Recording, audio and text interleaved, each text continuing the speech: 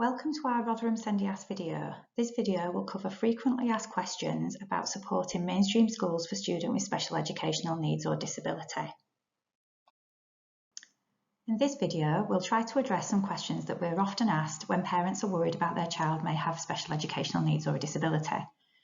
It will also be helpful to also take a look at our SENDIASS YouTube video called Send Support in Mainstream Schools. So one of our first questions we are often asked is, does the school have to help my child if they have special educational needs or a disability? The very quick answer to that is yes, they do. Schools and other educational settings have several legal duties and expectations when working with children who may have special educational needs or a disability.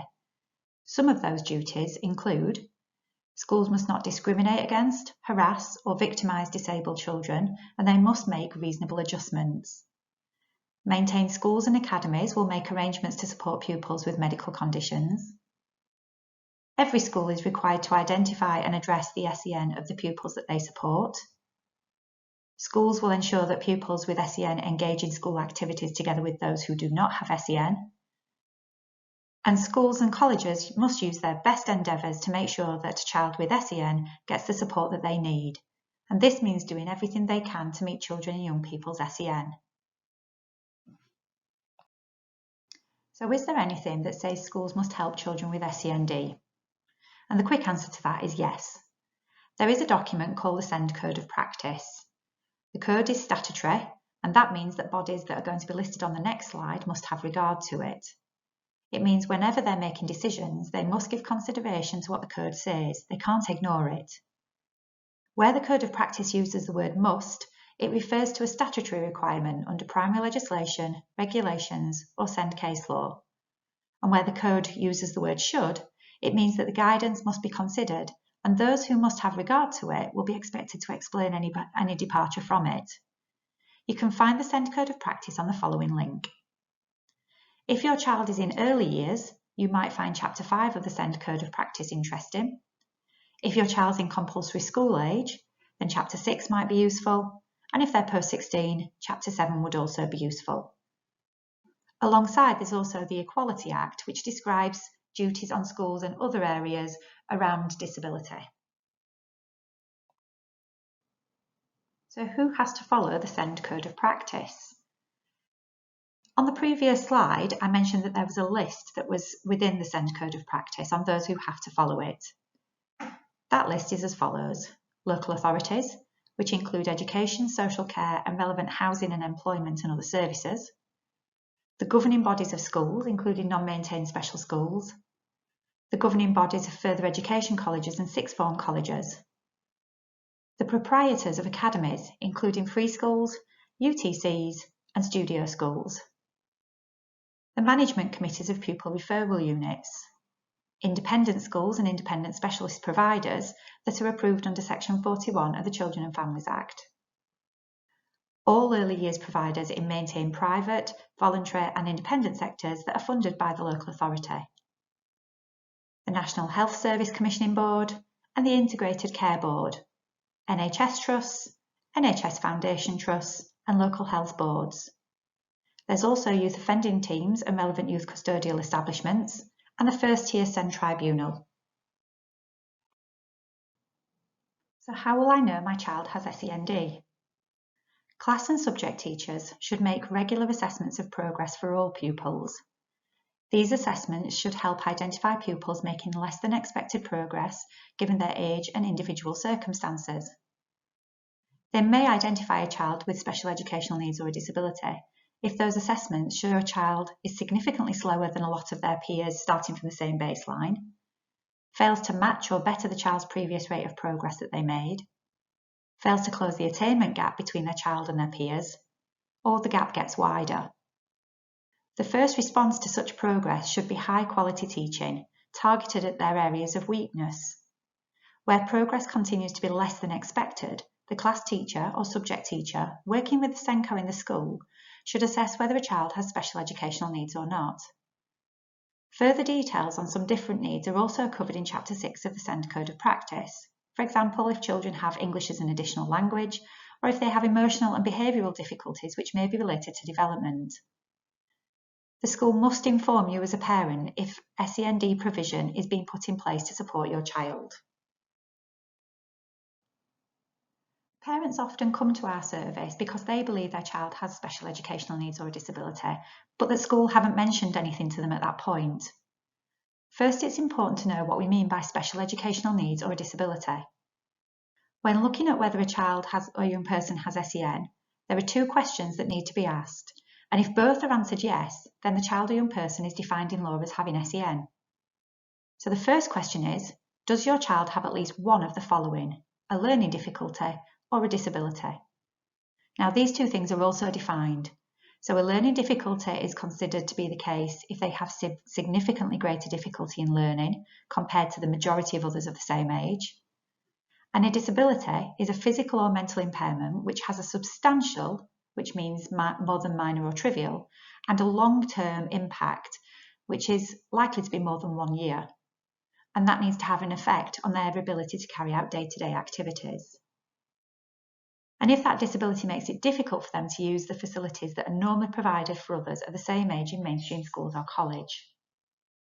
So if the answer to the above question for one of the following, learning difficulties or disability, is yes, then we need to ask the next question, which is, does that learning difficulty or disability require special educational provision to be put in place? Now, special educational provision is an education or training provision that's additional or different to what's normally provided for other children of the same age. So if the answer to both of those questions is yes, they have a learning difficulty or disability, and yes, they need special educational provision to be put in place to meet those needs, then they have SEN. If the answer is no to one of those questions, then they don't. Now, it may be that your child doesn't have SEN, but they might have medical needs which impact on school. If that's the case, there is a link to some national guidance on meeting medical needs at the end of this video. So following on from the previous slide, if you think your child has SEN but school haven't mentioned anything, here's some things that you might want to do next. Think about the messages that you're receiving from the school. What's being discussed in parents' evenings or other discussions with the class teacher? Have previous school reports mentioned anything worrying or concerning about progress that's been made? Friendships, feeling settled or following school routines, or behaviour and attitude towards learning? What does your child say about school? Do they seem happy to go in the morning? Are they worried about the work? What's your child like with homework? Do they seem happy to do this? Can you see them getting frustrated or worried? Does it seem to take them a very long time to complete it? Do they refuse to do homework, and has this become a bit of a battle in the home? The first step is always to talk to your class teacher. So here's some top tips for discussions with your child's class teacher. First of all, pick your moment or make an appointment. Class teachers are usually really busy people, and unfortunately their most busy times of day tend to be when you're also on school premises, which might be drop-off or pick-up times. If you try to speak to them during these times, you might both have your attention on other things, making communications feel rushed or unclear. Unfortunately, that could easily lead to frustration or miscommunication. Consider where your discussions take place. If it feels like privacy might be needed, or you don't want to be overheard by other parents, then a phone call or a face-to-face appointment might work better. Be realistic when you're asking for a time to discuss things. If you think your discussion would take a bit longer, please don't say, "I only need 5 minutes," but be aware that concise discussions can also be more proactive and productive. If you're making an appointment, give some indication of what you want to discuss. This might help the class teacher feel more able to feel prepared.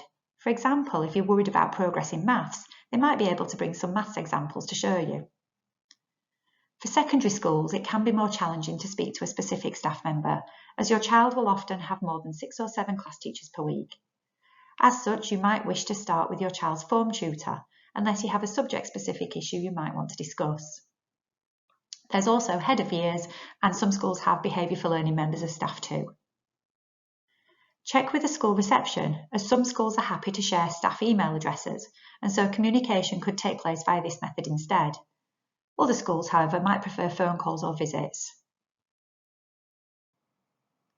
When you're talking to your class teacher, share some positives when you speak about school. Your child might have enjoyed a particular lesson or topic, and this could be good feedback for a teacher to hear. Use I statements. It's often really good to share your thoughts and your feelings rather than views from someone else's perspective. For example, I want to speak with you because I'm worried about my child's homework. My son says he's finding the learning too hard. I'm concerned he may be falling behind. I'm aware that my child's having a lot of consequences, and so I'm starting to wonder what might be happening for her. Listen to what the class teacher shares with you. This will help you understand their perspective. Ask them if they also share your concerns or if they've seen anything similar that's making you worry. Share your observations. You might see things at home that they might not see in a busy classroom environment. If this is the case, be descriptive and ask if they can keep an eye open for anything similar. Ask if there are any supportive strategies that could be implemented both at home and in school which might address your worries. Summarise what you believe has been discussed and go over any agreed actions before you leave. It can be helpful to check your understanding of actions, for example by saying, "So, following our conversation, I understand that you've agreed to keep an eye on his maths over the next few weeks and check if he's understood the task before he starts work. You've also agreed to give him verbal prompts if it looks like he isn't working as you'd expect." This gives the class teacher the opportunity to say, "Oh, actually, no, you might have misunderstood that. This is what I said instead," or for you both to come away from the meeting with the exact same understanding of what's been agreed. Ask if you can have a review of any agreed actions in the next month or so. A further discussion may help you both reflect if more needs to be considered. It might be helpful for everyone's time management to agree a date and time of your next discussions before leaving your interaction this time. Following your next review with the class teacher, if you're still worried, you might find it helpful to ask for a discussion with the school SENCO or a member of the inclusion team in school. So if you've shared your worries with the class teacher, and maybe they also agree with some of your concerns, what should you do next? You could ask the class teacher if they will be sharing this information with the SENCO in school.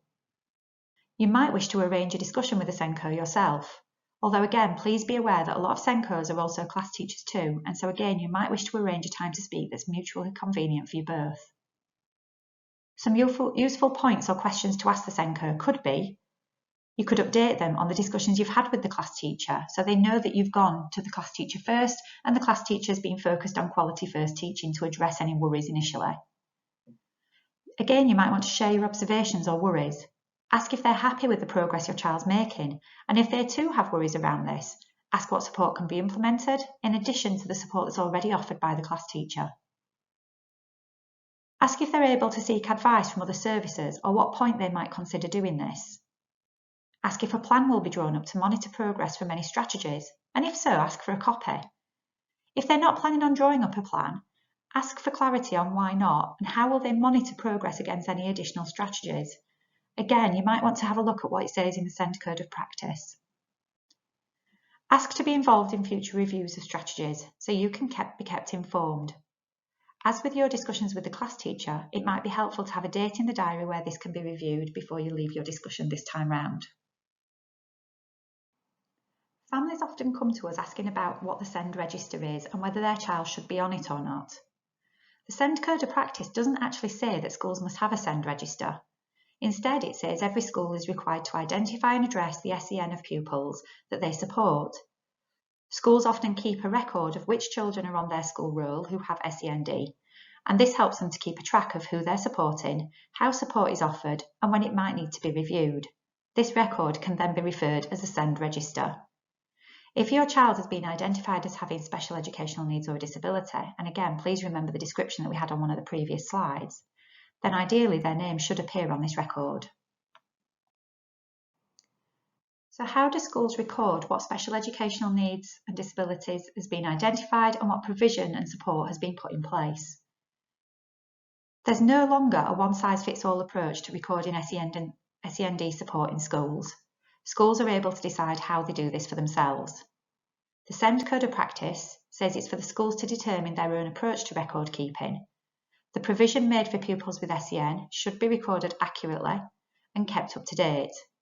As part of any inspection, Ofsted will also expect to see evidence of pupils' progress, a focus on outcomes, and a rigorous approach to the monitoring and evaluation of any SEN support provided.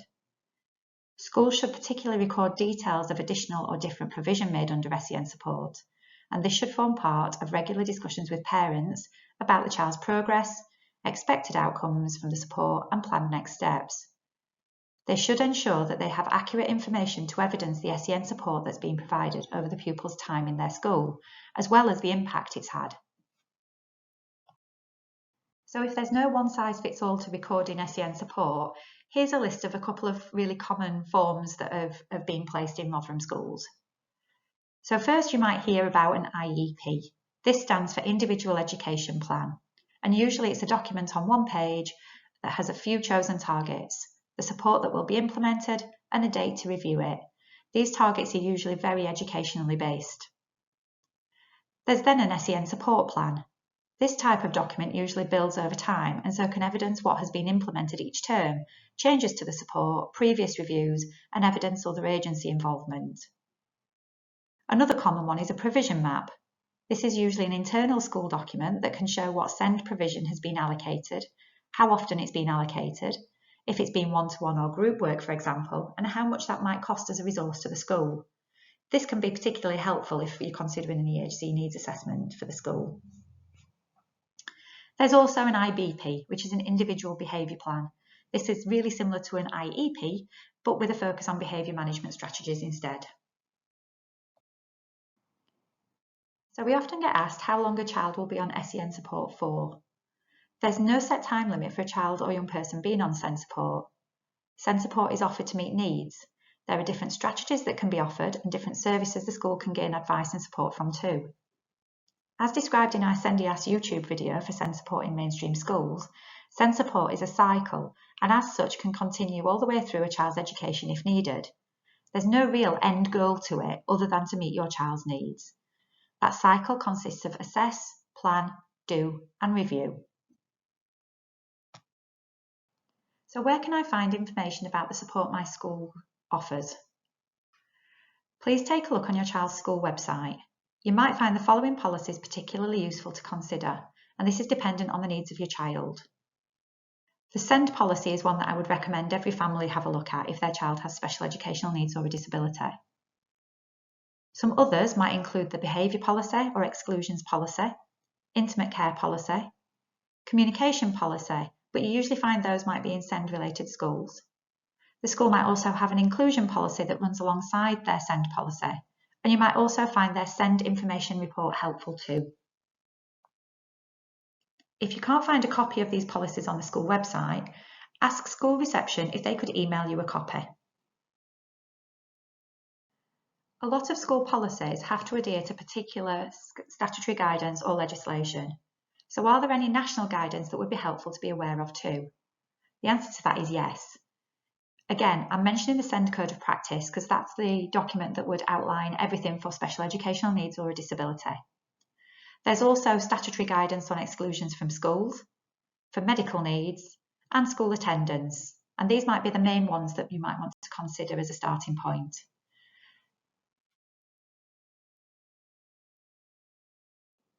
There's also some local resources that might be helpful for you as well.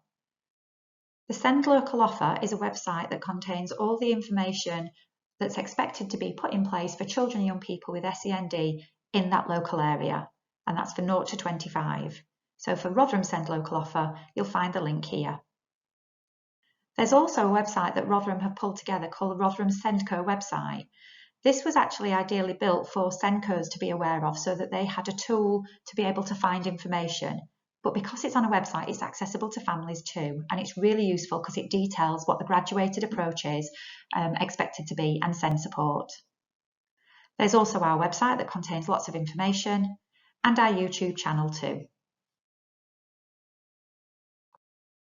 So if you've looked at this information and seen the SEND support in mainstream schools video on our YouTube channel, but still have questions, if you have a specific question that relates to you and your child and you feel that hasn't been answered, please feel able to get in touch with us. The easiest way to do this might be through our Contact Us page on our website, and the link to that is here. We aim to respond to all inquiries within 5 working days. We hope you found this frequently asked questions video useful. Please also take a look at our YouTube channel video, SEND Support in Mainstream Schools.